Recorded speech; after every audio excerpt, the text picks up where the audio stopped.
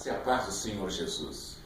Eu quero deixar com você uma palavra que está no Evangelho de Marcos, no capítulo 15, nos versículos 33 a 39. Essa passagem bíblica do Evangelho de Marcos fala sobre o momento da morte de Jesus.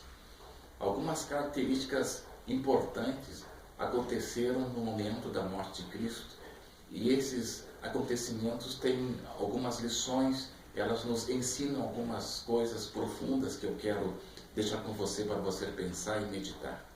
A primeira delas é que Marcos registra que no momento da morte de Jesus, houve trevas sobre toda a terra. No momento em que Cristo estava na cruz, no período do meio-dia, às 3 horas da tarde, diz o evangelista Marcos que as trevas tomaram conta de toda a terra. O dia virou noite. Não foi um eclipse, porque o eclipse ele é num determinado lugar, e quando a Bíblia fala que em toda a terra, foi em toda a terra, ou seja, houve uma grande escuridão, mas trevas tomaram conta de toda a terra no momento da morte de Cristo.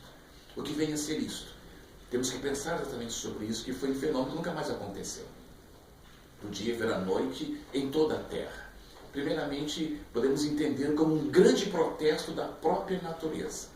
A obra das mãos de Deus, a criação, ela estaria protestando contra um dos atos mais injustos da história humana, a morte de Jesus, o Filho de Deus, o santo, o justo, o que não tinha pecado, tomando o lugar de toda a humanidade pecadora, distante e longe de Deus. Jesus na cruz, morrendo na cruz, ele estava tomando o lugar de todos nós. Quem deveria estar na cruz era eu, era você. Ele toma os nossos pecados, ele toma as nossas dores, ele toma as nossas enfermidades, ele vai para a cruz, ele se entrega para ser morto, para exatamente cumprir a justiça de Deus e através da sua morte pagar toda a dívida que era contra nós. Ele assume isso e por amor ele se entrega, ele paga tudo para que possamos ter a paz, a salvação e a vida eterna. E quando a própria natureza dá essa demonstração, ela está protestando contra um ato de injustiça em que Cristo está sendo morto em nosso lugar. Mas também podemos entender as trevas num aspecto espiritual. Na Bíblia, quando tem escuridão, significa pecado. É na noite, é na escuridão, quando as pessoas não estão vendo, é que as pessoas fazem atos errados, cometem coisas erradas, para que ninguém possa ver nem enxergar. As trevas é um lugar propício para o ladrão, para o marginal, se ocultar e fazer as coisas erradas.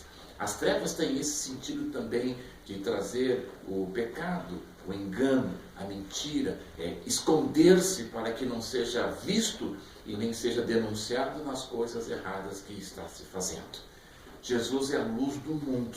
Onde estava trevas, veio a luz. O povo que andava em trevas viu uma grande luz. E aqueles que jaziam na zona da morte, veio a salvação, o perdão, a salvação através de Jesus Cristo, a luz do mundo. Contra as trevas só tem uma arma, é a luz. E a luz é Jesus. Trevas também significa a dificuldade que as pessoas têm de entender as coisas de Deus, de compreender a palavra do Senhor, de compreender a mensagem de Cristo. E isso era exatamente o que estava acontecendo na morte de Jesus. Quando Jesus dá o grito, Deus meu, por que me desamparaste? Ele fala, Eloi, Eloi, lama sabachthani. Os soldados, as pessoas ao pé da cruz, pensaram que Jesus estivesse clamando, chamando pelo profeta Elias, por Elias. Era recorrente no tempo de Jesus, os judeus piedosos, quando numa situação difícil, clamar pelo grande profeta Elias, chamar o profeta Elias numa situação para que pudesse socorrê-los. E os soldados e as pessoas ao pé da cruz pensavam que Jesus estava chamando Elias. Quando um dos soldados coloca vinagre, coloca para Jesus tomar, um outro fala assim, deixa, vamos ver se Elias vem socorrê-lo. Havia uma expectativa naquele momento que o próprio profeta Elias pudesse vir e tirar Jesus da cruz e socorrer Jesus, porque eles estavam pensando isso. Quando as pessoas estão em trevas, as pessoas não compreendem a mensagem, não ouvem a voz de Cristo, não conseguem discernir o que Deus está falando através de seu Filho na cruz. quando não entendemos o que Deus está falando, nós tomamos atitudes erradas, nós tomamos decisões erradas, nós tomamos decisões precipitadas, porque entendemos mal a voz de Deus, não compreendemos o que Ele está falando. Interessante é que Jesus viveu toda uma vida sendo incompreendido pelas pessoas. Ele não foi compreendido quando ele nasceu, muito menos na sua vida, no seu ministério. Muitos não entenderam Jesus, às vezes os próprios discípulos não compreenderam Jesus, e não poderia ser diferente que no momento da sua morte, no momento de dor, ele também não foi compreendido. Isso nós podemos ver que ainda hoje tem muitas pessoas que não compreendem Jesus, muitas pessoas que não entendem Jesus, muitas pessoas que não conseguem compreender a palavra de Jesus, e ficam perdidas, ficam em dúvidas, não sabem onde ir nem por onde caminhar, porque não conseguem exatamente entender.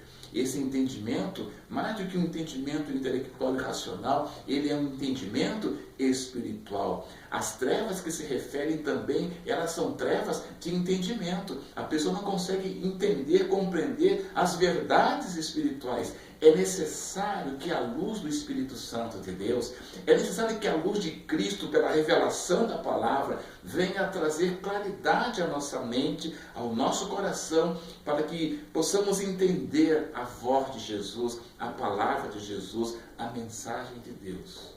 E você? Tem conseguido compreender a palavra de Jesus?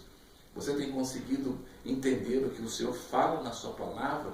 Ou você está perdido, você tem dúvidas, você lê a Bíblia e não entende nada? Se isso está acontecendo em você, você precisa exatamente que a luz que é Jesus, a revelação do Espírito Santo venha sobre a tua vida e o teu coração.